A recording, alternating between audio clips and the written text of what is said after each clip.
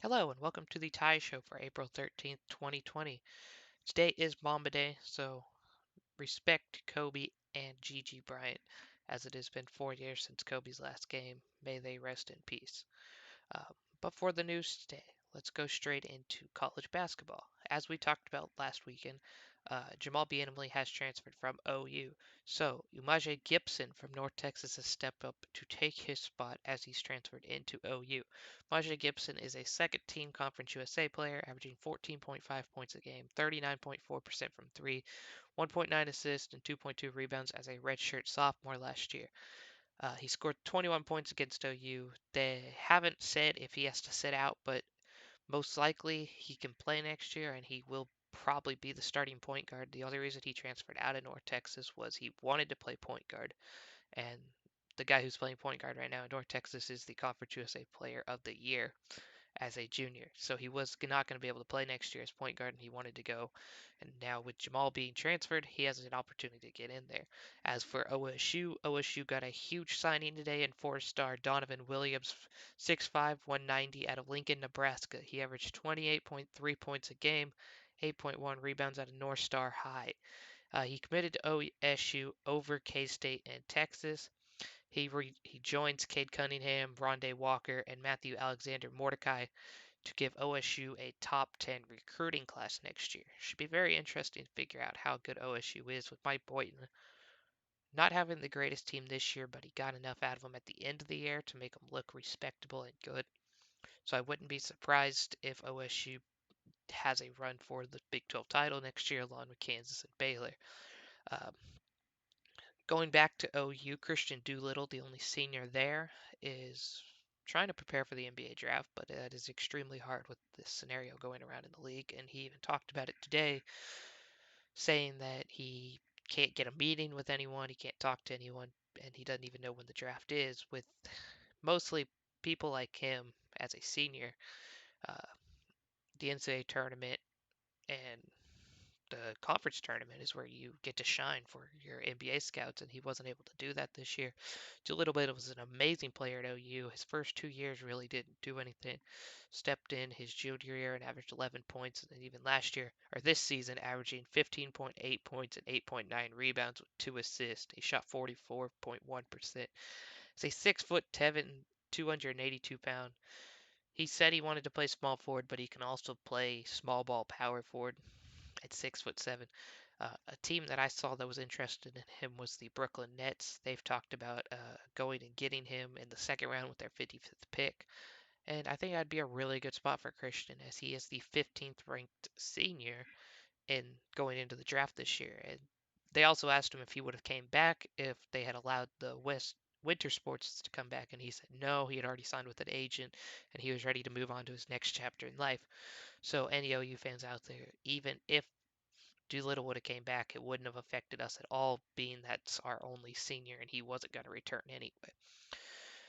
Um, that's really, Doolittle also played at Edmond Santa Fe, which is home to Daquan Jeffries, who was signed by the Kings last year. 6'5", 230-pound shooting guard who averaged 1.2 points in 6 games for the Kings, but mostly played down in their G League, and he's getting more minutes at the end of the year at the Kings. See if he can make the roster next year. And Edmond Santa Fe also has Josh Richardson from Philadelphia so they've had some really good prospects coming out of that high school recently.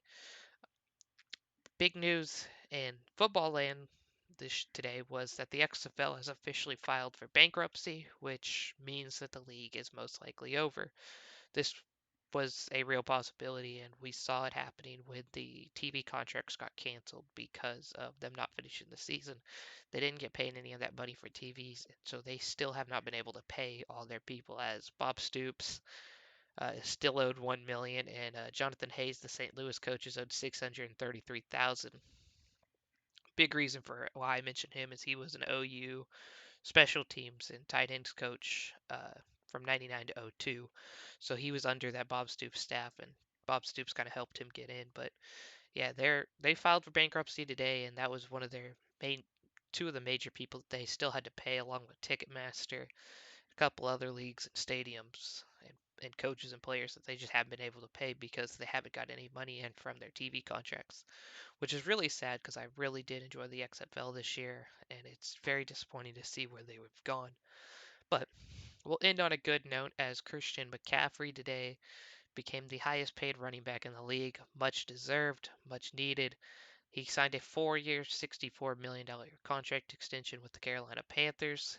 He ran for 1,387 yards last year and 15 touchdowns. He also caught 100 or had 105 yards receiving with 4 touchdowns on 16 catches, or averaged about 16 catches every couple games.